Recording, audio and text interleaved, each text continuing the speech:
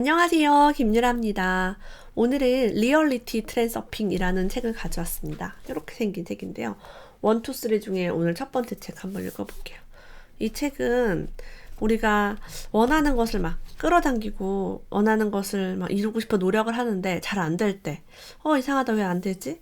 여러 가지 책을 보고 실천해봤는데 마음이 불안할 때, 우리 마음 속에 있는 잠재의식이 에너지 불균형이 일어나면은 내가 원하는 것이 창조되지 않는다고 해요. 진짜 에너지 균형을 딱 맞춰서 내가 선택당하는 존재가 아니라 선택하는 존재로 거듭날 수 있는 방법.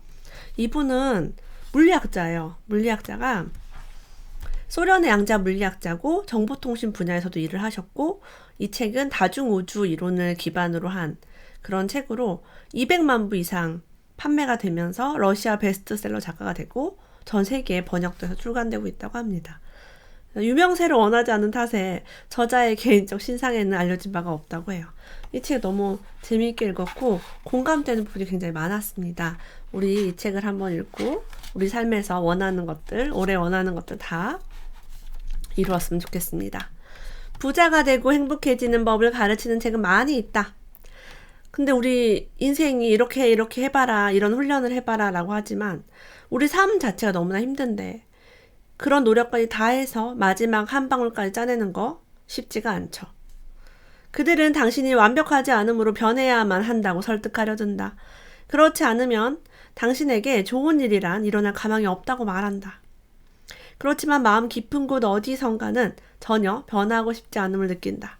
제가 그랬습니다. 제가 책을 읽었을 때 너는 부족해, 너는 뭐 어떻게 해야 돼, 넌 새벽에 일어나야 돼. 저 새벽에 못 일어나요. 자꾸 새벽 5시에 일어나지 않으면 성공할 수 없다고 말하는 그 나에게 마치 저주를 퍼붓는 것 같은 그런 책들을 읽었을 때 뭐야, 나는 하기 싫은데 라고 얘기를 했습니다. 자, 우리가 변하고 싶지 않은 그 욕구, 그것은 당연하다라고 얘기합니다. 당신이 옳기 때문이다. 당신이 완벽하지 않다고 설득하려는 말들을 믿지 마라. 당신이 어떤 사람이 되어야 할지를 그 누가 알겠는가? 자신을 변화시킬 필요가 없다.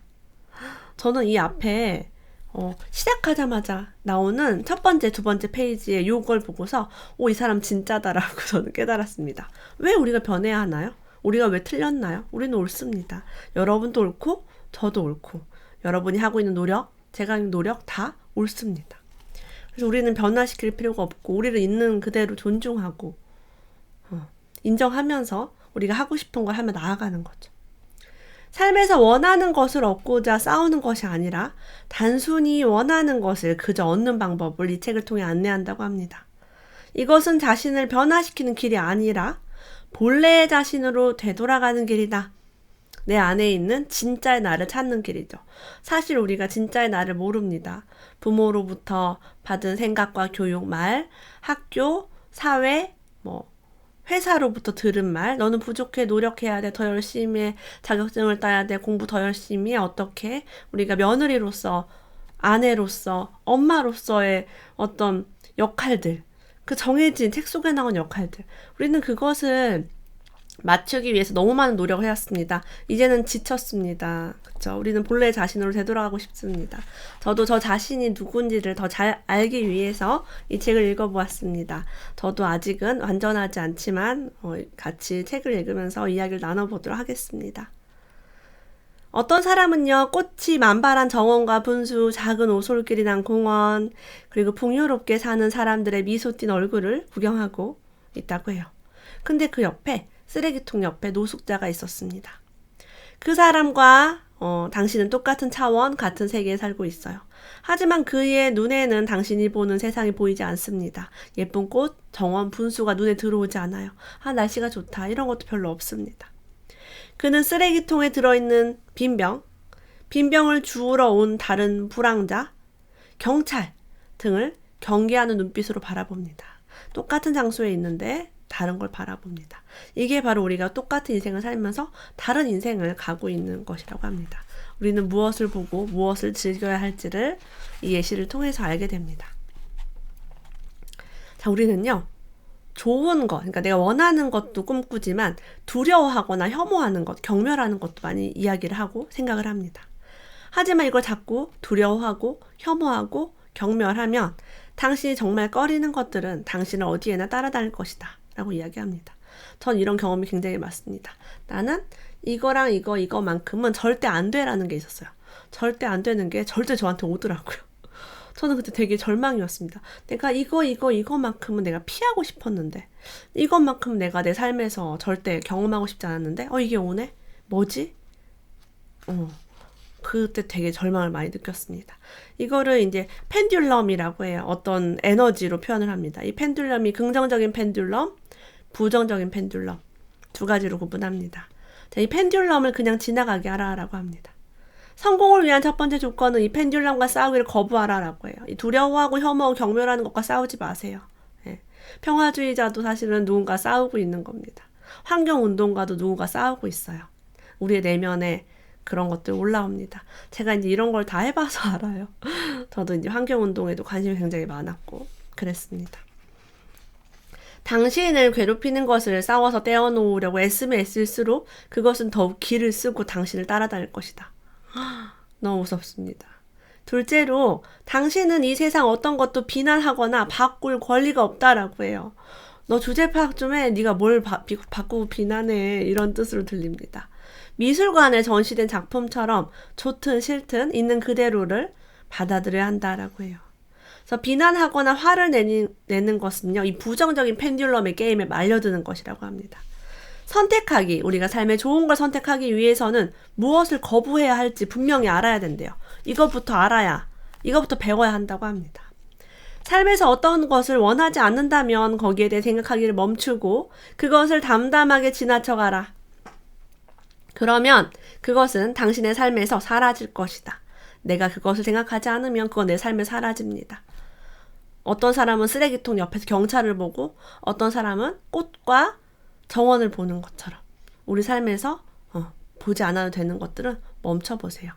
회피가 아니라 무시해버려라 라고 합니다. 이 부정적인 펜듈럼은요, 가능한 많은 지지자를 끌어당겨서 그들의 에너지를 얻어내려고 합니다. 여러분이 그 펜듈럼을 무시해버리면요, 그 에너지를 무시해버리면 그것은 당신을 내버려두고 다른 사람에게로 옮겨간대요. 그래서 그 사람들은 그 부정적인 에너지 속에서 함께하게 됩니다. 그래서 펜듈럼은 오직 게임을 받아들이는 사람에게만, 달리 말해서 그 주파수에 맞춰서 그 에너지를 방사하는 사람들에게만 영향을 줄 수 있습니다. 저는 지금 제 채널에서 책을 이야기하고 있습니다. 긍정과 우리 미래에 점점 좋아질 것을 얘기하고 있어요. 이 주파수에 딱 맞는 사람만 이 영상을 봅니다. 저는 그래서 구독을 눌러주세요. 좋아요 눌러주세요. 그런 말 안 해요. 여러분이 이 주파수가 맞으면 구독과 좋아요를 누를 것이고 나랑 맞지 않으면 이걸 보지도 않고 누를 필요도 없습니다. 그거를 저는 요구하고 싶지 않아요. 네. 만약에 여러분 삶에서요, 우리는 되게 좋은 걸 선택하고 싶고 뭔가 잘하고 싶지만 힘든 일, 귀찮은 일 이런 것 때문에 그거에 에너지를 많이 쓰게 됩니다. 그래서 우리가 부정적인 펜듈럼에 지금 이끌려가지 말라. 그 주파수에 맞추면 거기로 확 흘러가는 거예요. 자, 근데 누군가 우리를 귀찮게 군다면 어떻게 하라고 얘기하냐면 그의 도발에 반응하기를 멈추라라고 합니다. 나를 막 긁어요. 나를 화나게 하고 짜증나게 하고 슬프게 하고 나를 자꾸 신경 쓰게 합니다. 저는요, 신경 굉장히 예민한 편이에요. 안 그래 보이죠? 전 한번 질투가 나거나 뭔가 마음이 복잡해지거나 막 그러면은 밥도 잘 못 먹고 체하고 그 생각을 하루 종일 합니다. 네, 하루 종일 하게 돼요. 그날 해야 될 일들을 못 합니다. 제가 그래서 이런 거 자꾸 공부하면서 생각을 끊는 거예요. 쓸데없는 생각. 그 말썽꾼에 대한 생각하기를 일절 멈춰라 라고 합니다. 이 책을 읽기 전에는 멈추기 힘들었습니다. 읽으면서 내가 또 쓸데없는 거, 귀찮은 거, 누군가의 부정적인 펜듈럼에 이끌려가고 있었구나 라는 것을 알아챕니다. 손에 볼 일도 없는 밑바닥까지 간 펜듈럼을 마주쳤을 때는 함부로 덤벼서 말썽을 자초하지 말아야 한다라고 합니다. 강도에게 습격을 당하면 바로 돈을 줘버려라 라고 해요. 싸우거나 강도를 설득하려고 하거나 그럴 필요가 없다는 거죠. 광견병에 걸린 개를 건드리지 않는 것과 마찬가지로 그런 사람들은 아예 상대하지 않는 편이 훨씬 낫다. 근데 우리 삶에서 내가 우리 동네에 어떤 사람이 있는데요. 저한테 자꾸 이렇게 해서 힘들어요 라고 했을 때, 들어봤을 때 정말 정상이 아닌 사람들 되게 많아요. 우리가 그런 사람들한테 잘 보이려고 하고 사랑받으려고 하고 착한 사람인 척 하려고 하니까 삶이 힘듭니다. 그런 거 놔버리세요. 돈 달라고 하면 돈 조금 주고 강도처럼 뭐 뺏어가려고 하면 빨리 줘버리고 인연을 끊어버리는 게 훨씬 좋습니다. 자꾸 나를 괴롭힌다면. 자, 여러분이 만약에 부자를 꿈꾸고 좋은 집을 갖고 싶다. 자, 이렇게 우리는 부정적인 걸 갖다 버리고 좋은 걸 선택해야 됩니다. 좋은 거를 선택하는 법에 대해서 이야기 나눠보겠습니다. 꿈에 그리던 집으로 인생 주파수를 맞추고 인생 트랙을 달리게 하는 법. 첫 번째, 현재 상황을 있는 그대로 받아들이고 불만과 분노를 없애라. 모든 상황에서 언제나 좋은 점을 발견할 수 있다. 인생에서 가장 작은 것조차도 기쁨의 원천이 될 수 있다. 그러니 당신이 살고 있는 집이 마음에 들지 않더라도 최소한 집에 대해 감사할 수는 있다. 내가 지금보다 더 좋은 집을 갖기 위해서 뭘 하라고요? 지금 집을 불평하는 게 아니라 지금 집을 감사하라는 거예요. 자, 집에 감사하면 더 좋은 집이 옵니다. 저는 안 좋은 집에 살고 빌라에 살 때도 감사했어요. 와, 이렇게 싼 집에 살 수 있어 감사해. 바퀴벌레가 나오지만 모기가 없어서 감사해. 저는 바퀴벌레가 저를 물지 않고요. 모기가 저를 밤새 무니까 모기를 더 싫어했습니다. 남들은 더러운 바퀴벌레라고 했지만 저는 바퀴벌레를 싫어하지 않았습니다. 그리고 뭐 여러 가지로 이렇게 내 집에 대해서 항상 감사했습니다.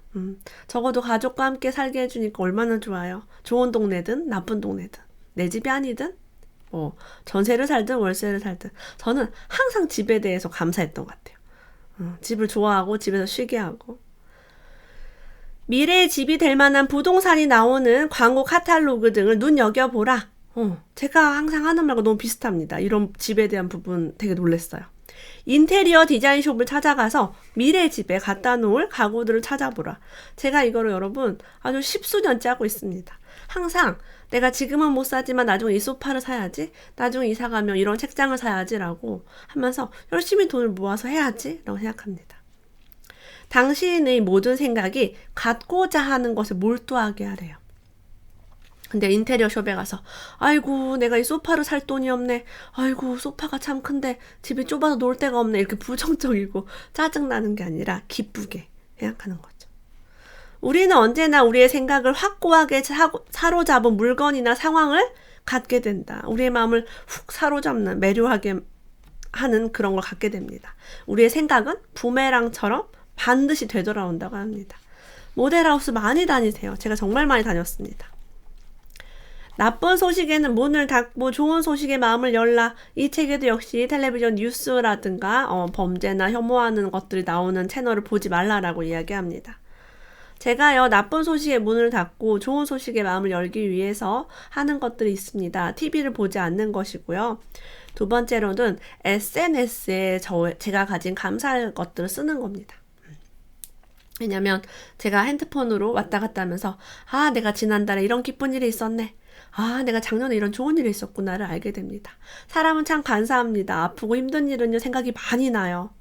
맞은 건 아픕니다. 칭찬받은 거요 기억이 잘 안 나요. 왜 그럴까요? 우리 칭찬받는 거 좋아합니다. 사랑받는 거 좋아합니다. 우리 배우자가 우리에게 정말 잘한 것도 많은데 그것보다는 서운한 게 더 많이 기억이 납니다. 서운한 거 무한 반복합니다. 이것이 여러분 나쁜 소식이 우리가 문을 닫아야 하는 이유죠.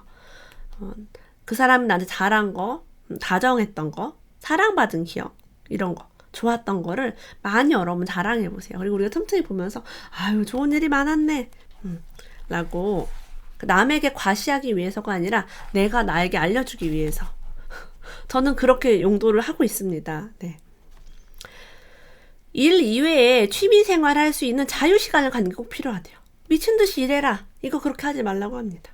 휴식하는 법을 모르는 사람은 일하는 법도 모른다. 일하는 시간 동안 자신을 빌려주는 거래요. 그 일을 위해서 나를 빌려주고 내 손을 빌려주고 내 입을 빌려주는 거지 내가 쉬지 않고 일하는 건 아니다라고 합니다.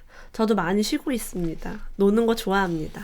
여러분도 놀거나 쉬는 것을 당연하게 생각하시면 좋겠어요. 자, 우리가 콤플렉스를 갖는 게 위험하다고 합니다. 왜 그런지 알아볼게요. 그런 결점들이 나의 마음을 괴롭히면요. 내가 발음이 안 좋아라는 게 매우 중요한 의미를 갖게 되며 잉여 포텐셜이 생겨난대요. 이게 뭐냐면 잠재의식입니다. 그래서 쓸데없는 거에 우리가 그걸 제거하는 작업에 들어가는 거예요. 균형을 찾아야 되니까. 잠재의식에 뭔가 부정적인 게 있으면 그 부정적인 거 없애버려야 되니까. 예를 들어 못생겼다라고 하면 제 얼굴을 뜯어 고치느라고 시간을 많이 보냅니다. 계속 어디가 모자라지? 뭘 할까? 그것만 고민합니다. 얼굴에 뭘 찍어 바를까? 네. 우리의 콤플렉스는요, 우리의 그런 많은 시간과 에너지를 낭비시킵니다. 근데 이게 사람의 장점을 발전시키는 데 맞춰지는 수가 있고요. 약점과 싸우려는 노력에 맞춰질 수 있어요. 그래서 발음이 안 좋네. 그러면 저는 발음 연습을 하러 가고 무슨 아나운서한테 코칭을 받으러 다니겠죠. 얼굴이 못생겼네. 얼굴 하느라 정신이 없습니다. 머릿결이 별론데? 그럼 머리를 하느라 또 정신이 없을 거예요. 아무것도 지금 하지 않고 있습니다. 뒤에 배경이 별로네. 이런 거 신경을 쓰지 않아요. 콤플렉스가 없으니까. 네, 이 콤플렉스를 없애기 위해서 많은 책을 보고요. 많이 상담받고 했습니다. 제가 그래서 뭐라고 얘기했어요? 그지같이 시작하라. 자, 이게 무슨 말이에요? 여러분 약점과 싸우지 말라는 거예요. 다른 사람들이 뭔가 제가 하라고 하면 저는 부족해요. 저는 뭐 말을 못하고 저는 뭐를 못하고 자꾸 못하는 걸 얘기합니다. 예, 못하는 거 알겠어요. 네, 저는요 여러분 잘해요. 당신 정말 가치 있어요 라고 얘기하지만 믿지 않습니다. 예, 믿음이 안 가요. 그래서 아이고 알겠어요. 당신 그지 같은 거 알겠으니까 그냥 그지같이 하세요 라고 제가 얘기하는 거예요. 예, 이 말은 여러분 약점과 싸우지 말고요. 원하는 것을 그냥 빨리 해버리라는 겁니다. 자, 우리는요, 자신의 소심함을 숨기려고 애쓰면 더 부끄러워집니다. 혹은 반대로 낯선 사람에게 지나치게 허물없이 행동하게 돼요. 제가 이렇게 막 외향적인 성격 같지만 테스트 해보면 전 딱 중간에 나오거든요. 저는 외향적이기도 하고 엄청 말도 없기도 합니다. 그래서 뭔가 이렇게 허물없이 행동하는 것도 오버하는 것도 소심한 것과 같은 맥락이라는 거죠. 그 마음 안에 있는 것이 비슷합니다. 자, 우리가 원하는 거, 성공이든 돈이든 그걸 얻기 위해서 나아갈 때 좌절할 일이 꼭 생깁니다. 여기에 써 있어요. 좌절하지 말라라고요. 당신이 자꾸 불만을 터뜨리고요. 부정적으로 만들 만한 에너지 생깁니다. 역시 안 돼. 아유, 힘들어. 이렇게 해봐야 소용없어. 내가 노력했는데 결과가 없어. 라고 불평불만하면서 포기하게 만듭니다. 자, 여기에 끌려가면 안 된다고 해요. 각오만 단단히 하면 당신은 원하는 것을 모두 성취할 것이며 파괴적인 펜듈럼들도 결국은 당신을 건드리지 못하고 평화롭게 놔둘 것이다. 부정적인 에너지가 당신을 건드리지 못하게끔 여러분 거기에 끌려가지 마세요. 대신 뭘 해요? 당신은 자신의 각오를 더 자주 상기하기만 하면 된다. 우리의 각오와 목표를 생각합니다. 어디에 써서 붙여놓고 막 보고 그러면 좋아요. 제가 홍보하는 거 아니고요. 내 집 마련 가계부 현재 30% 할인하고 있거든요. 서점에서.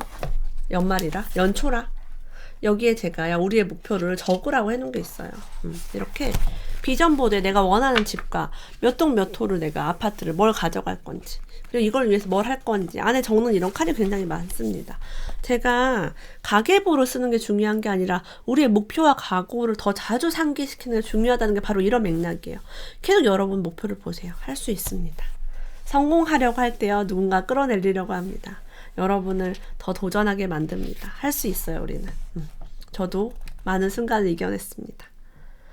사랑하는 법에 대해서 얘기합니다. 우리가 사랑받기 위해서 애정받기 위해서 너무 많은 에너지를 쓰고 있습니다. 당신의 애정 어린 감정이 응답받기를 원한다면 사랑받고자 애쓰지 말고 그저 사랑해야 한다.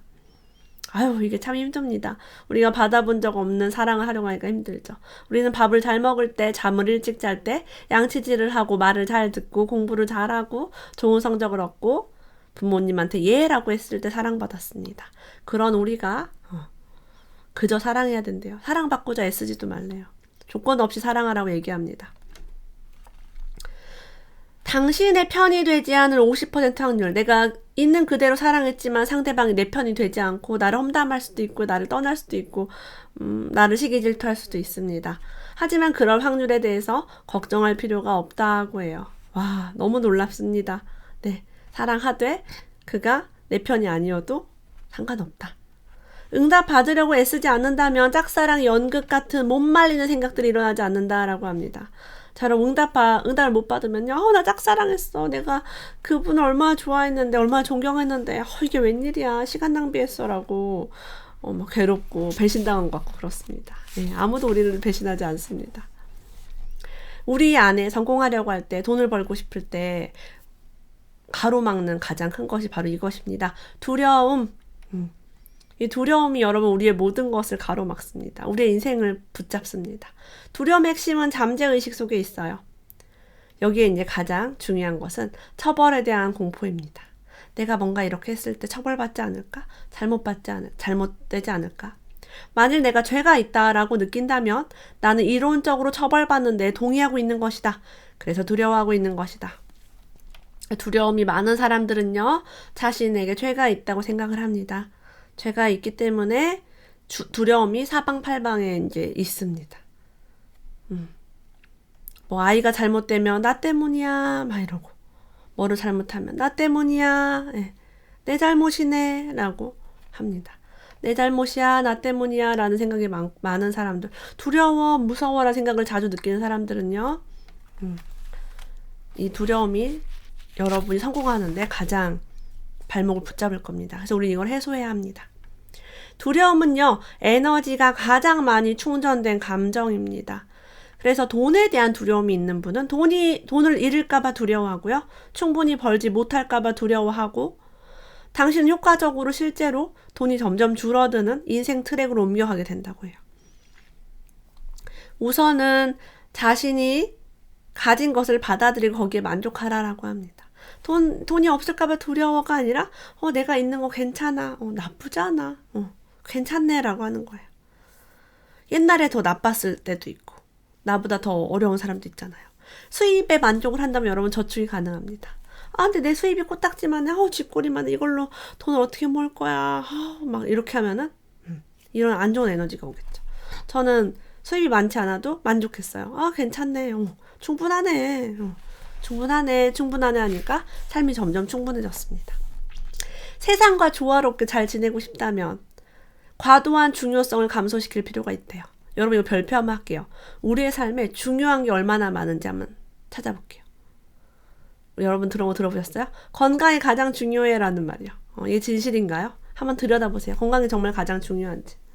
자, 건강이 정말 중요한데 우린 건강 말고 뭐 아이가 공부도 잘해야 되고, 남편이 승진도 해야 되고, 뭐 부모님은 어때야 되고, 나는 뭐를 해야 되고, 내 이웃은 나에게 어떻게 해줬으면 좋겠고, 뭐 되게 많습니다. 여러분 뭐 블로그나 SNS를 하고 있다면 뭐 구독자가 몇 명이 됐으면 좋겠고, 이게 되게 중요하고, 조회수가 얼마가 나오면 중요하고, 아니면 막 우울하고 이렇습니다. 이 중요성을 감소시킬 필요가 있습니다. 당신이 자신과 주변 세상에 대해 얼마만큼 중요성을 부여하고 있는지를 늘 지켜보고 있어야 한다. 유튜브 여러분 중요한가요? 네. 내가 더 중요하죠. 얘가 더 중요하진 않아요. 그래서 너무 중요성을 부여하면 안 되는 거예요. 중요성이 줄어들면 당신은 이내 균형 상태에 들어가고요. 펜듈럼이 당신을 지배할 수 없게 됩니다. 텅 비어있는 것을 갈고리로 걸 수가 없습니다. 삶에 중요한 게 너무 많으면 여러분 고통스럽습니다. 와, 이거 정말 큰 깨달음이 오는 문장입니다. 저는요, 이 사람, 그러니까 베스트 프렌드 너무 많으면 힘든 거예요. 얘도 내 베스트야, 쟤도 내 베스트야. 그 베스트 다 관리하면 얼마나 힘들어요. 그죠? 많이 좀 놓아야겠다는 생각이 듭니다. 삶에 대해 좀 더 단순한 태도를 가질 필요가 있다고 합니다. 사람들이 좋은지 나쁜지에 대해 너무 많이 생각하지 말라. 저 사람 나빠, 좋아, 이상해, 뭐 왜 저래? 뭐 이렇게 막 너무 생각할 필요가 없다는 거예요. 세상을 있는 그대로 받아들여라. 저는 정말 많은 사람을 만나고 많은 사람들과 연락을 합니다. 그 사람들이 하는 거에 대해서 내가 계속 판단하고 좋은지 나쁜지를 평가하고 하면은 머리가 아파서 다른 일을 할 수가 없어요. 그래서 여러분 뇌를 깨끗하게 할 필요가 있습니다. 단순하게. 감정을 상하게 하지 않으면서 자신과 타인을 놀려먹으면서 웃을 수 있는 능력이 유머 감각이래요. 이게 되게 중요하다고 합니다. 이게 바로 우리가 부정적인 잠재의식을 만들어내지 않는다고 해요. 그래서 여러분 유머를 한번 훈련해보세요. 제가 트름도 하고 춤도 추고 하는 이유가 우리 같이 유머 있게 좀 부드럽게 하자는 거예요. 맨날 막 이게 중요해요. 막 이거 해야 돼요. 막 너무 막 책 안에는 이제 그런 게 많으니까 하면은 너무 우리가 힘이 들어가고 막 몸에 힘이 들어가 있어요. 힘을 빼기 위해서 제가 자꾸 막 트름하고 막 쓸데없는 말도 하고 그렇게 하는 거예요. 이게 굉장히 우리 삶에 균형을 맞추는 데 좋은 영향을 미칩니다. 자, 하지만 우리는요 항상 야, 중요해. 이빨 닦는 거 중요해. 일찍 자는 거 중요해. 키 크는 거 중요해. 결혼이 중요해. 취업이 중요해. 대학이 중요해. 세상 천지 중요하대. 어머, 애를 낳아라. 아들 낳아라. 딸 낳아라. 막 나는 평생 우리 삶에요. 중요한 것들이 가득했습니다. 좀 이렇게 쉬어보려고 하니까 재테크가 중요해. 막, 그다음 자식 교육이 중요해. 아이고, 환장해. 그죠? 예, 음식을 또 어떻게 먹어야 된다 그러고, 막. 갑자기 공기가 막 나빠져서 막 미세먼지 오고. 어머, 중요한 게 너무 많아요. 자, 근데 만약에 우리가 이제 많이 놓아버렸어요. 많이 놓아버렸는데 그래도 우리에게 정말 중요한 일이 있잖아요. 그러면 거기에 바람을 살짝 빼래요. 힘을 살짝 빼래요. 성공을 위한 가장 좋은 처방은 자연스러움이라고 합니다. 즉흥성이라고 해요. 즉흥적으로 하는 거. 그리고 가벼운 태도래요. 어떤 일을 위해 준비하고 있다면 그것을 단지 안전장치를 마련하는 것만으로 생각하라. 네. 나는 이걸 준비하고 있는데 그냥 요런 안전장치야 라고. 근데 막 이거 아니면 안 돼. 난 이거 아니면 큰일 나 라고 하면 너무 무겁습니다. 그게 잘못됐을 때 너무 내가 힘들어져요. 그래서 가볍게 바람을 빼고 해보라라고 얘기합니다. 자, 트렌서핑이 무엇이냐? 트렌서핑의 관점에서 봤을 때 우리가 원하는 걸 선택할 수 있는 것은 간단합니다. 간청하지도 말고 요구하지도 말고 그냥 가서 가져라 라고 얘기해요. 에? 이게 무슨 소리야? 네, 그냥 가서 가지래요. 내 운명은 내 손에 달려있다는 거야. 간청한다는 얘기는 뭐예요? 어머 제발 도와주세요. 자, 남에게 맡기는 겁니다. 나의 운명을, 나의 선택을. 요구는 뭐예요? 주세요. 예, 도와주세요. 이것 좀 해주세요. 알려주세요. 이게 요구하는 겁니다. 이것도 남에게 우리가 하고 있어요. 싸우거나 경쟁하지도 말고 제발 돈 좀 주세요 하는 사람이 누가 돈 달라고 해요. 그지가 돈 주세요 라고 하잖아요. 우리가 그런 포지션을 취하지 말란 얘기죠. 우리 아이가 저한테 엄마 뭐뭐 하면 안 돼요? 라고 아기가 이제 어렸을 때 물어보더라고요. 그래서 너 왜 안 되냐고 물어봐. 다시 물어봐. 된다고 네가 생각한다면 엄마 이거 해도 돼? 라고 물어볼 수 있는데 뭐만 하면 안 돼요? 이거는 아이 마음속에 두려움이 이미 자리 잡고 있다는 의미였어요. 그래서 네가 이 말을 한다는 거는 엄마가 거절할 것을 예측하고 하는 말이야. 노노. 네 가슴속에 두려움이 담긴 채로 남에게 그렇게 물어보지 마. 네가 할 수 있다고 믿고 얻을 수 있다고 믿고 이거 가져도 돼요? 먹어도 돼요? 해도 돼요? 천진난만하게. 그렇게 어린아이는 그렇게 물어보는 거야. 그렇게 물어봐. 그럼 엄마가 해도 된다고 해줄게. 그래서 그때부터 아이가 라면 먹어도 돼? 아이스크림 먹어도 돼? 라고 얘기하더라고요. 저는 그때부터 그런 것들 허용하기 시작했습니다. 그래서 정말 관계도 좋아지고요. 아이에게 그냥 얻을 수 있다는 거를 알려주는 거죠. 이렇게 우리는 예전부터 뭘 부탁하면 노 하지마. 이건 그래서 안 되고 저래서 안 되고 이걸 많이 들었기 때문에 이런 걸 고치기 쉽지 않습니다. 이 책을 읽어보면서 많이 들여다보게 됐어요. 내가 불안한 이유, 내가 너무 힘쓰고 사는 이유. 그래서 우리가 무언가를 밤낮으로 갈구하다가 잘 안 돼서 좌절하고 이런 삶이 아니라 정말 쉽게 넘실대는 파도처럼 리얼리티 트랜서핑을 통해서 원하는 것을 얻어보았으면 좋겠습니다. 제가 1, 2, 3 모두 다 리뷰를 앞으로 할 예정입니다. 계속 이 책 함께 읽어주시고요. 오늘도 함께 해주셔서 감사합니다. 다음에 또 만나요.